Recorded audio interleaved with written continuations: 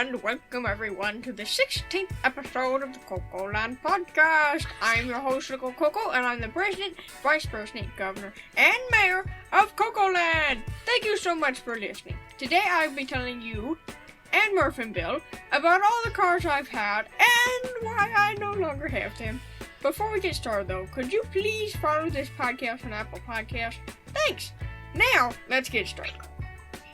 So, as you know, I've had 14 cars for my driving career, which started when I was 14 because my parents thought I might need a few years to practice.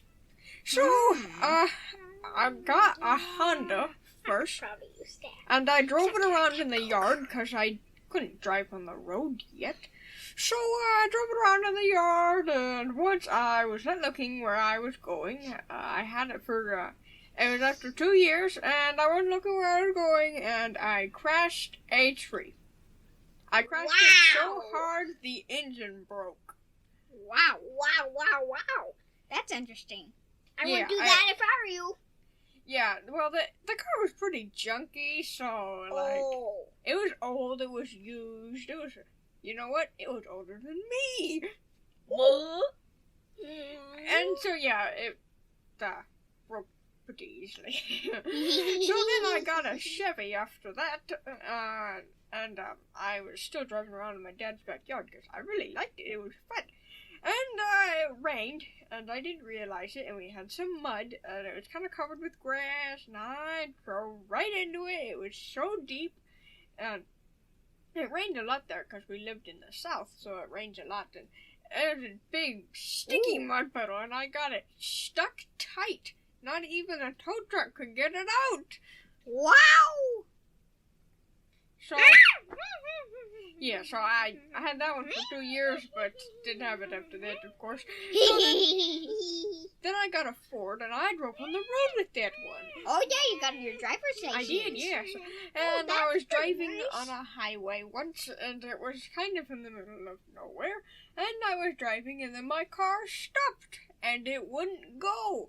So I called my dad and I said, "Hey, Dad, my car doesn't go." And he said, "Well, what does your gas gauge say?" And I said, "What's a gas gauge?" He said, "You see the little numbers on your dashboard. It tells you how much gas you have." And I read it and I said, "Oh, it says 0. I ran out of gas." So my dad came to pick me up and we drove home. And then the next day, we slept and we forgot about it. Forgot all about it. Then we moved and, I never saw that car again. So then my parents got me a Mazda. And, it wasn't the best of cars. It kept breaking down. And once it broke down on the shoulder of the road and the wheels fell off and I heard things clanking in the engine. And it was really bad. It didn't run anymore. So my parents took me to a Nissan dealership. And oh man, I love that car. It was the first new car that I got.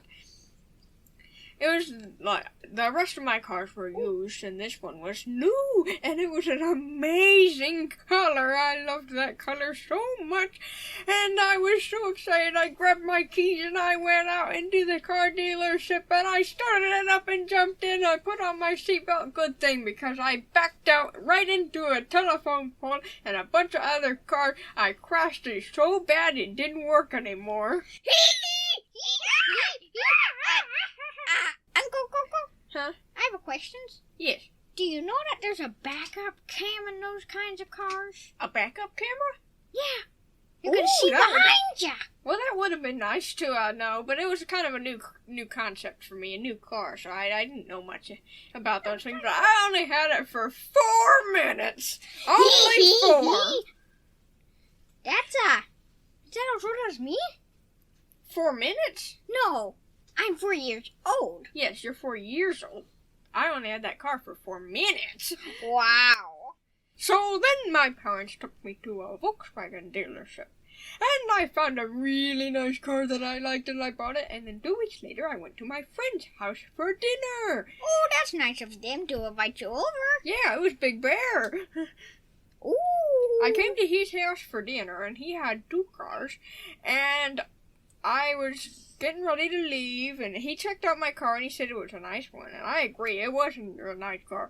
And so then when I left, I said goodbye, Big Bear, and I went out to my car and left, and I backed out of the driveway. I hit both of Big Bear's cars, and then when I tried to back out of that mess, I backed straight into the garage door. That sounds bad, Uncle Coco. It was bad. Did you pay for their garage door? I did. I paid for the cars, too. Good. I also gave him the wrecked Volkswagen to say sorry. Wrecked Volkswagen? Yeah. Why would you give it to him? He thought he could fix it. It's wrecked. Well, you can fix the wrecked car. Oh, right. Big Bear heard a big noise in the garage, so he came out to see what it was. He saw my new Volkswagen parked in his garage, and the garage door wasn't there anymore. He. You should definitely pay for his garage door. I did, don't worry.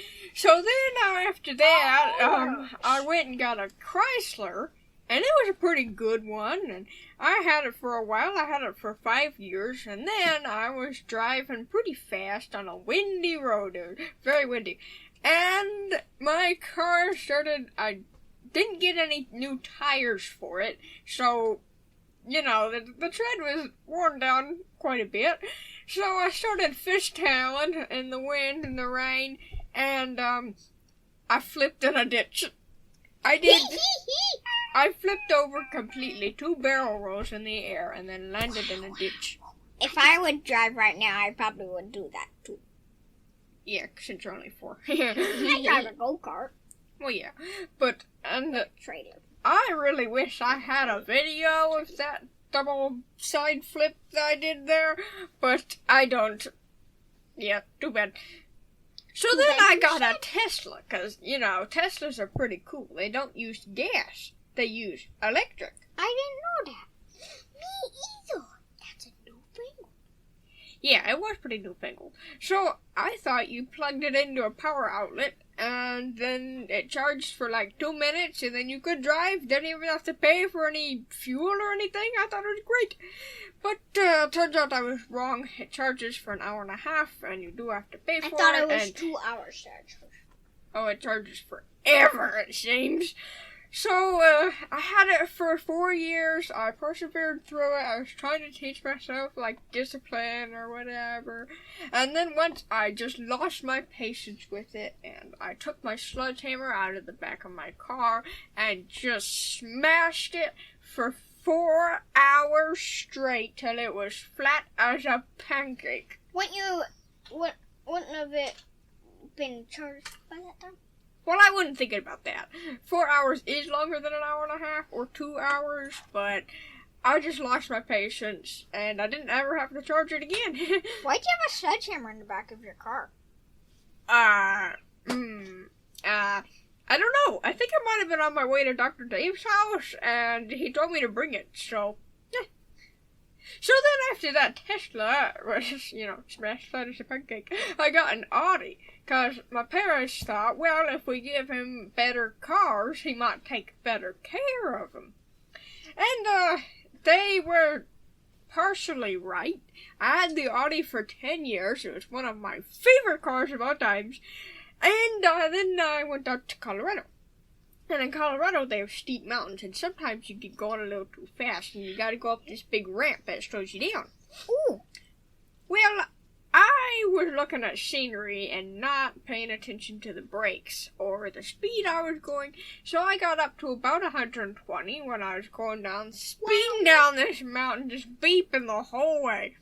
I smashed on the brakes and they just fell out. I don't know what happened. They didn't work anymore. So I went up a truck ramp. Wow. Wowzerisa. And you know, if you go up a truck ramp, you don't really get to keep the car. It's kind of like not really good to use anymore. So then I got a Lincoln, and I had it for 3 years, and I was driving along, looking at the scenery, looking around, and it was pretty nice. I was not looking where I was going, that's for sure. And I ran straight into the side of this big brick building. I know it was bricks because a couple hit me on the head when they crashed through the windshield. It's not very funny, but it is pretty funny, actually, if I may say so myself.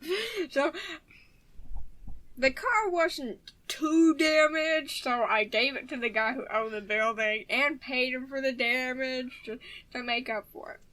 Then I got a Lexus, and I had it for 2 years, and then I really liked going off-roading.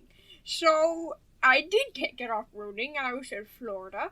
I love off-roading. Yeah, it's fun, isn't it? And you know there's big swamps in Florida, and so I wasn't really looking, and sometimes swamps look like solid ground, but really that's sticky mud and deep water. So I drove my Lexus into a swamp and sunk it completely. Luckily, I escaped, and it actually could still be there. If you want to go look for it, it might still be there. So, is the keys in there? Yes, they are. I'm going to look in that swamp. No, Bertha. What are you doing, Bill? I'm eating some. Well, don't you want to comment on my car stories? Do you want me to talk with my mouth full? No. It's not snack time. Then why am I eating snack now? Oh, Bill! Well, let's just talk about my BMW. Oh, I probably want to be in for that one. Yeah, you do. Okay, stop eating the sandwiches. Alright, so that BMW I had for 7 years. Because, yeah, BMWs, those are nice cars. Ooh. Have you ever been in a BMW? I don't think so. Yeah, they're very nice cars. Either. So I had it for 7 years, and then I went on vacation to the Florida Keys. And you know the Florida Keys are little islands, and there's a bridge that connects them. Oh. It goes over the ocean. Well, I was driving on this bridge, and then there was a place where the guardrail was kind of like gone, and there were some cones blocking it. But I was looking at the water. I saw a dolphin and a sea turtle and all these birds, and it was so cool. And I wasn't looking, and I took the turn a little too sharp, and I went right off the edge where the guardrail was missing. Wow. And landed in the water, and I floated for a little. And then water started pouring in. I didn't know what to do, so I grabbed my snorkel gear and put it on, because I was planning on snorkeling. So I put on my snorkel gear, and got out of the car and swam up, and I hit my head on something. I was like, what is it? I looked up, and there was a boat. So I screamed to myself, and I swam out from under the boat, and looked up, and then all the people on the boat said, there's a dude in the water. What's he doing down there? And I said, I sank my car. I could use some help. And they said, you did what? And I said, just put me on, and long story, I need to go buy a new car. And they said, okay. So I went back, and was your skylight open? Did a cone fall on your head? no, my skylight wasn't open. It was a good thing. Did the water get in? The water came in because your car is not like completely like sealed. Like water will get in at some point if you put it under the water. I'm gonna make it waterproof. Well, that's called a submarine, with wheels on it, and you can drive it on the road. I suppose. Well, then my next car was a Mercedes-Benz, and I had it for 4 years, and then I went out there to Utah, and they got the sandstone. Ooh, yeah. You can walk on the sandstone cliff sometimes in Zion National Park. Well, I decided if I could walk on them, I could surely drive on them. So I drove right up the sandstone cliff, and it just shredded my car. It was like super souped up sandpaper on a car, and it just shredded to pieces. So, wow. Lost that one. Interesting. Did you yell at? I think the Park Service yelled at me for destructing some sandstone, but yeah, I paid them for the damage. Did you care that they yelled at you? I said sorry. Well, that's at least good. I brought some sand and mixed it with glue and put it on the sandstone rock where some was missing, and I think it worked out. So then I got my Porsche, and you know I have that one now. It's a convertible Porsche. Oh, yeah. I've had it for 2 years, and I have never crashed it, but once, well, no damage was done to the car, but once some damage was done to me, because I had the skylight, the roof off, and it was pretty windy. I was going down the interstate, and I flew straight out of the roof, just flew out, Landed landed on my back on the road. And then... Did you get ran over? Well, no, thankfully. Everyone was beeping at my car because it was up the road a little ways. Good thing it stopped. So then I eventually kind of, got back to conscious. Kind of fainted a little bit. And walked up to my car and just kept on driving again. That was interesting. How many cars have you crashed again? 13 were crashed, and I've had 14. Wow, so you're still driving your Porsche? Still driving the Porsche, yep. I was in it before. Yeah, you've been in it. It was beauty. Yeah. Alright, well, we hope you enjoyed the podcast today. Would you please share this podcast with 3 of your friends? Also, hopefully you're a better driver than I was. See you next Tuesday. Bye! Bye!